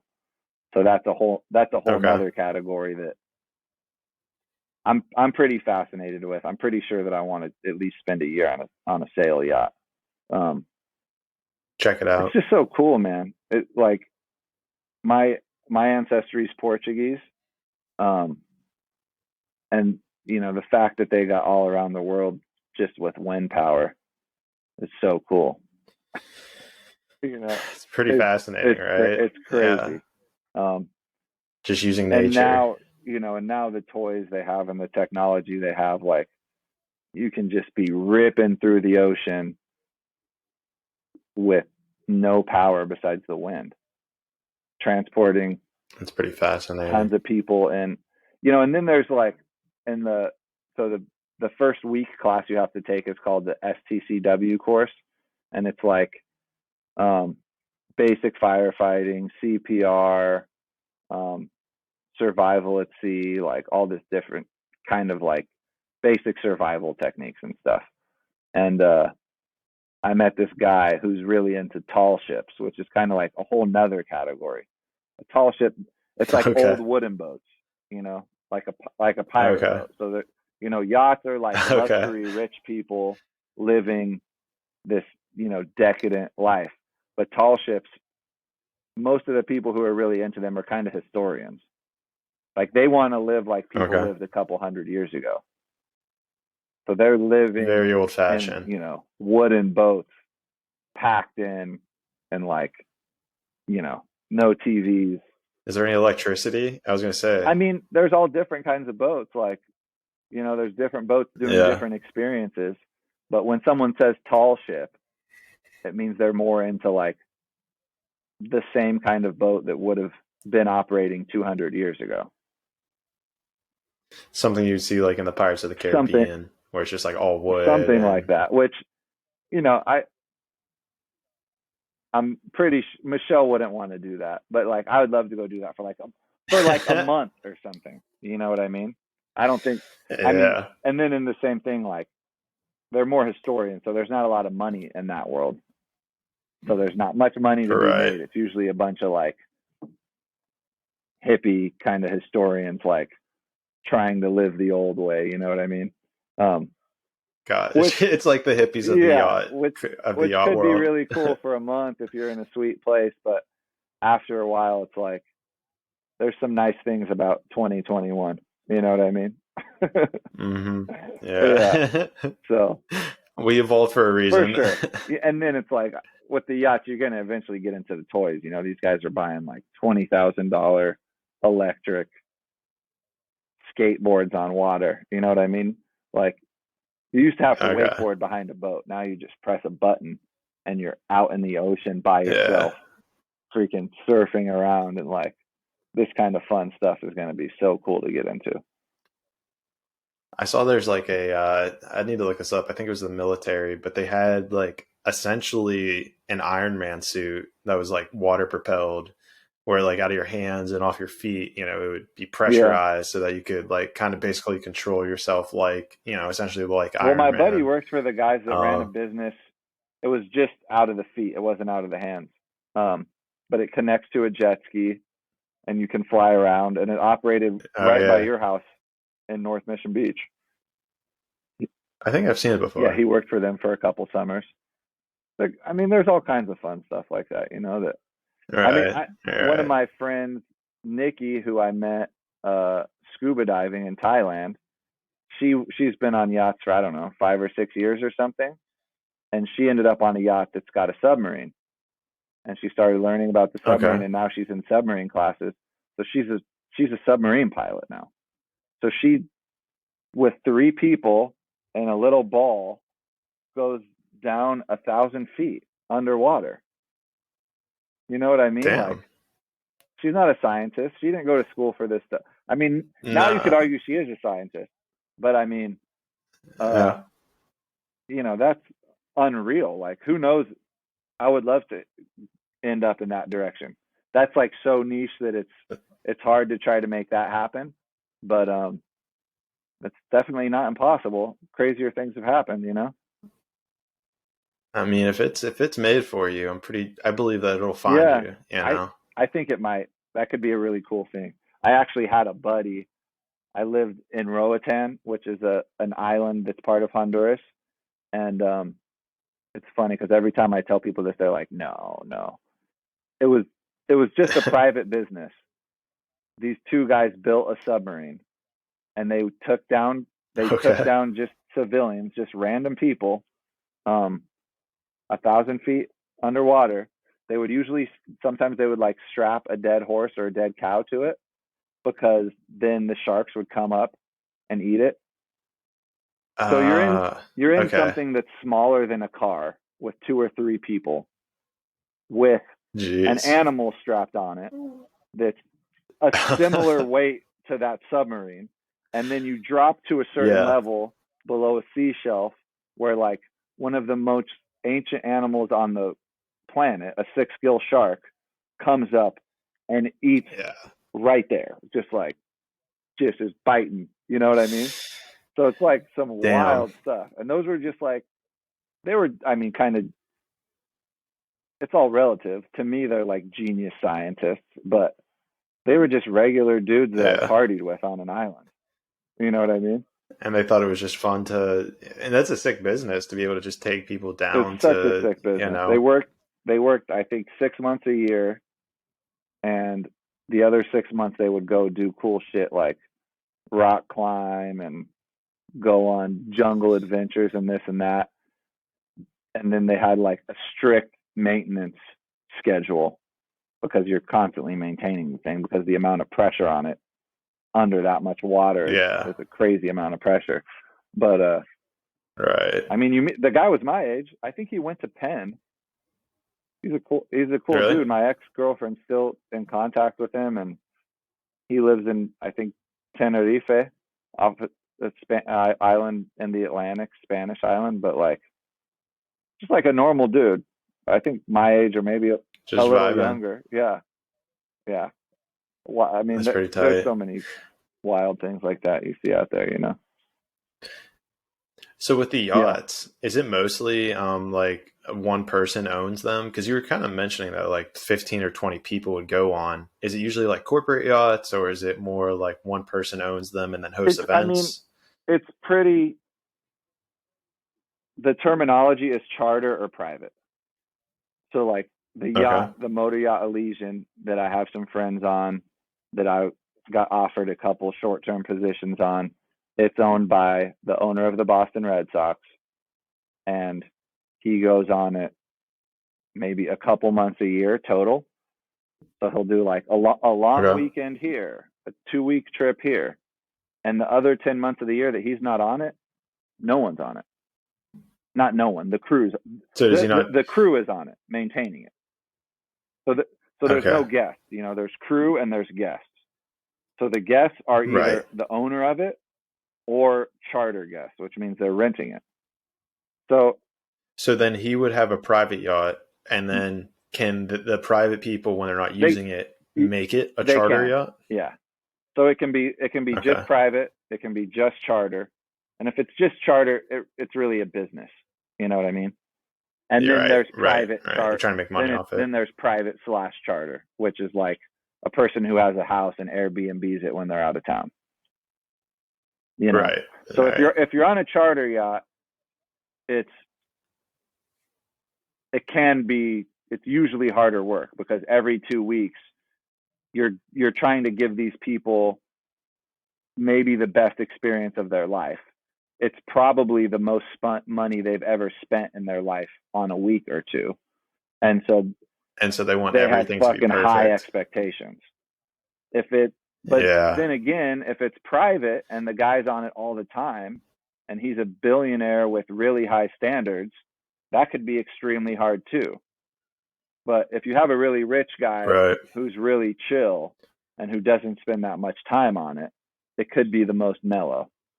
That's kind of That's the optimal. I that's mean, kind of and the on top optimal, of that, right? You're but then you don't get surrounding. tips because the Okay. charters can make 2 or 3 times more money than the private if they're Okay. charters that get big tips. But you're I working see. way harder, I see. so just depends. There's all kinds of options. Yeah, it's that trade Yeah, off, you know? exactly. Yeah. Yeah. I mean, I think at the end of the day, I think you're at least associating yourself with people that have extremely high net worths. So, like, that has to be valuable in some rights of its own. Mostly, but I think it's pretty. It's pretty. You don't really talk to them, I guess. You might, but it's a little old school in the like the help. You're the help. You're not. You're not Gotcha. hanging out with them on the yacht. You didn't get invited. You're working for them. You know what Right. I mean? It's Right. and Right. it's That makes more sense. hierarchical than like a restaurant where someone comes to a restaurant, you're a server, they might talk to you and you might end up having a beer with them after your shift. I think that's less appropriate in the yachting world, or just not Okay. appropriate, because it's, I if it's gotcha. private, like, I think every once in a while there might be a rich guy who's really cool that wants to get to know people, but in general it's kind of like a royalty servant kind of situation. Right. You work for I me. I think, Yeah. and obviously there's all kinds of levels to that it might be crossing a line or inappropriate, or it might be chill and super simpatico. It just depends. You can, Yeah, yeah, you kind of never know. exactly. Well, But cool, dude. yeah, that's the Yeah, next that's step. what that I'm gonna is. go spend That's your a next couple months step. in the snow, snowboarding. I'm gonna go out to Puerto Rico for a Fuck yeah. couple weeks. A buddy just invited me. Um, so Michelle's coming out there. We're gonna play tons of volleyball.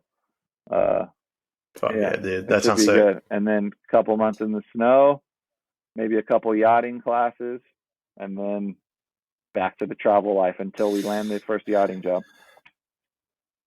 Nice, Yeah, bro, dude. I'm I'm excited. stoked too. I can't wait to hear Yeah, about how it. long are you down there? Yeah. I think I actually might be back in San Diego the first few days of Okay, December. Um, yeah, so I have this Airbnb until November okay, 30th. And then December, I think 1st through 4, I might be in San okay. Diego. And then I'll be in Anaheim because there's a jujitsu competition. So I'm going to do Okay, so that. that's And why you're going. then, Cool. yeah, that's a real, it's not to come see you, That's of exciting. course. Hey, me too, man. I'll take it. I I'm No, just I messing think with I'll you. be around. Probably. Yeah, Okay. Yeah, we'll yeah, see what yeah. happens. You're gonna probably crash It's with meant to AJ, be, or who knows? That's the Yeah, plan, but I'll figure out when I yeah, get yeah, there. It's exactly what we were just talking yeah. about. It'll all It'll work work itself out. So, out. what's the jujitsu thing? Is that just a big goal for you? You've been training for it? Yeah, been Yeah, training. I mean, it's a big reason I came here was to train jujitsu with some of yeah, the best in the yeah. world. Yeah, and so it's the biggest tournament that they've got going on. It's literally the world Okay, championship. They're hosting it in Anaheim, so the 9th through the 12th, I okay, believe. Yeah, exciting, man. yeah. Yeah, so the plan is to do that, and then I think afterwards, I don't really know what I'm doing that next Okay, week. I might stay in Anaheim, might come down to San Diego. you'll Who figure it out. knows, And then and then the goal from there is I think like that next week I'll probably do Christmas with the Cool, family, and then after that I think I'm gonna head back to nice. Brazil or maybe go to like Eastern Europe or somewhere. Yeah, Maybe I'll talk to you about where I should go next. Somewhere dollar goes far. I can learn some cool yeah. stuff. We'll figure You'll it know, out. man. There's Southeast. Have you done Southeast Asia yet? I have not. That is a good point. I'd I have go not there if done you haven't. Southeast Asia. If Southeast Asia. if you're thinking there's a chance you're gonna do this travel thing for like a year or more potentially, even if Ideally. not right now, but at some point in your life, I would I'd go to Thailand or Bali. They're just they're just Okay. hubs for that. You know what I mean? And I feel like I hear about it a you'll lot. meet a Yeah. shitload of people there who have been traveling for 5 years, or who have been It's a good living point. in Asia for 5 years. And it's inexpensive. You can stretch it for a long time. Um, I would just fly to Bangkok or Bali. Go to a hostel that's rated high on Hostel World. You'll be out partying on the first night, and within a week you'll meet so many people, and you'll have so many options of where you can go. Because when you're in Asia, it's just like the travel is so like dialed in and well organized that it's like, oh, you pay some dude $12, and the next thing you know, like you're on an island 7 hours away. You went on a bus, you went Really. on a boat, you went on another bus, and you're in some other cool hostel that has a different vibe. You hang out there. They just You hang know. out there for a week. Maybe a week turns into a month or two, or you meet some chick and then you go to some place that she wants to go to. But in Southeast Asia, you can like do it for a long time. There's cool history. I mean, obviously you need to check on the COVID stuff, but I mean, Thailand, Laos, Cambodia, Vietnam, Malaysia, Indonesia, the Philippines, all inexpensive, all super cool. Um, you can get into Okay. scuba diving for 3 days or for a week or whatever. I go there. I am now certified with You scuba should do it. diving. You should go dive. Yeah. Yeah. Yeah. It's a lot of fun. That you meet It's you meet something else. amazing people in the diving world, and you'll meet a lot of people who you could interview for this kind of thing, will be Oh yeah. fascinating. Will be like, you've been in Thailand for 7 years and you grew up in Costa Mesa, you know, Talk about figuring out or people like, who figure out what they want to or it's do, like, yeah, right? you're from Saskatchewan and you've been to 80 countries and done this and that, and like, it's it's full of people like that.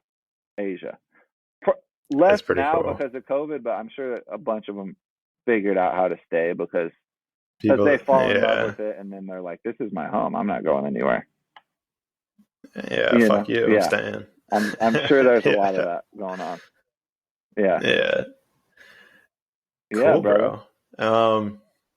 Sweet. I love the Yeah, insight. Always love catching up with yeah. you. Do you have anything you want to plug or encourage people before we get out of Not here? really, Anything you want to tell not really, people? man. We could do this again No? in a few months. Maybe I'll have something then, but I'm gonna take my time on Okay. figuring out all that stuff. I'm just gonna be on the next adventure, dude. Love Yeah, it, dude. That's what this life's about. Just one adventure after yeah. another. Well, I'll see you in December. Well, thanks, Yeah, man. appreciate it. Much love, brother. Yeah, dude. Hey, I appreciate you coming on. Thanks for your time. As we were just talking about how precious it You is. know what we should do? You know what we um, should do? If we what's don't up? do this again before next year on this date, you should put it on your calendar to do Okay. it next year on this date. Next year on If this I date. mean, maybe we want to do it before then, but just to not I see what you're saying. procrastinate, and I just like to put stuff on calendars you want to do, So it might be Okay. Yeah. Do you want to send it me? might be fun to do this again. We could do Yeah, it. just do it again in a year. Just same date. I think that'd be Let's kind do of same cool. date next year. All right. We'll see where we're at. I don't know if I've ever planned something that far ahead, but yeah, let's I'm down for that. That Okay. sounds fun. Yeah, let me just do like the signing off kind of thing and then we can write that down. But yeah, dude, again, thank you, Paul, for coming. Everybody appreciate, for you listening listening to this for this long. Hopefully you learned something about sailing or something you can try out, or maybe something about basketball. And Yeah. I don't know. I feel like there's a whole load of information in here you can learn about. With that being said, if you did learn something, if you had these conversations before with people, please share. I want this getting into like-minded individuals. It's how this grows, honestly, which is obviously important, but even furthermore, it just spreads the word. I think that's more important to me. Yeah, again, I'm going to replug. Let me know if you're interested in the digital course that I was talking about at the beginning with like helping people find their passion and their journey. I'm going to put a Calendly link down in the description below. So, get in touch with me. Let's get something on the calendar, talk for 30 minutes about it. And other than that, let's grow together.